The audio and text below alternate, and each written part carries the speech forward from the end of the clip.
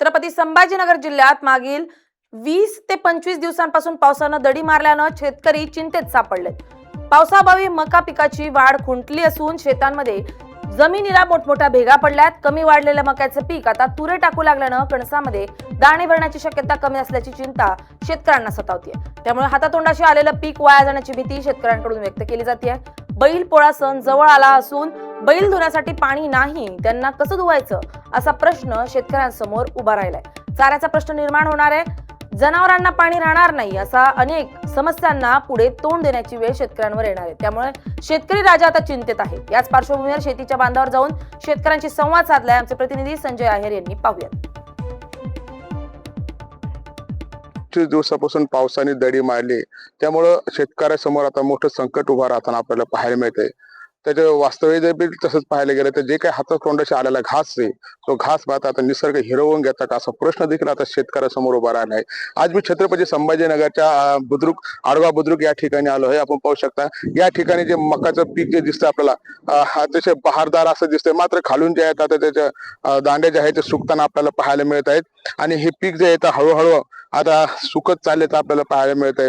हे मकाचे जे तुरे येणार होते मात्र तेही अद्याप आले नाहीमुळे आता हे मका ही जनावरांच्याच कामाची राहिली का असा प्रश्न देखील आता शेतकऱ्यासमोर उभा राहिलेला आहे। कारण हे पीक दिसतंय आपल्याला, मात्र याच्यामध्ये कुठेही दाणा आपल्याला भरलेला दिसून येत नाही। कारण की 20 ते 25 दिवसापासून जो पाऊस हवा होता तो पाऊस न पडल्यामुळे आता कुठेतरी आता या मक्याला जे आहे हे फक्त जनावरांचेच घास म्हणून राहणार आहे का असा प्रश्न आता शेतकऱ्यासमोर आहे। याविषयी बोलण्यासाठी माझ्यासोबत शेतकरी आहेत, ज्याच्या शेतात हे पीक पेरलं आहे। काय सांगाल, मका तर दिसते परंतु आता त्याच्यामध्ये कुठेही तुम्हाला ते मकाचा तुराही दिसत नाही, कुठे दाणे दिसत नाही, काही त्याला नाही। ते आता 20-25 दिवसांनी पाऊस नाही, त्याला मका वाढ बी खुटली आणि त्याला दाणे बी होऊ शकत नाही, कणस येत नाही आता। आणि सगळे तुरी फेकले फक्त ती वळून जायच्या मागे ती सगळीच आता मात्र जनावर चाराचे फक्त आता आमची जे खर्च केला, खत पोयणी खुरपणी औषध मारले, याची गेलं, नांगटी हे सगळं गेलं याच्यात।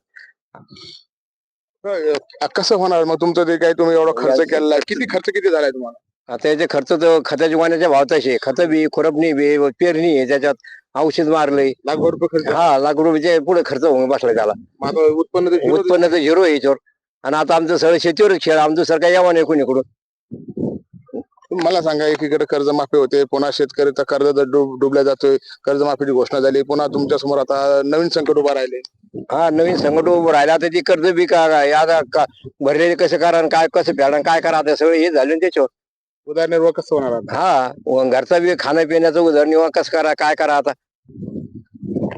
काय सांगाल, 20-25 दिवस झाले पाऊस नाही, पाणी नाही, पिण्याच्या पाण्याचा प्रश्न देखील तुमच्या समोर उभा असेल। शेतात आता हे माल सुकत चाललेला आहे। मागील 20 ते 25 दिवसापासून पाऊस नाही आणि तुम्ही बघितलं असं नाही मक्का, आणि जर आता यावेळेस जर पाऊस नाही आला तर 3 वर्ष शेतकरी सुधरत नाही।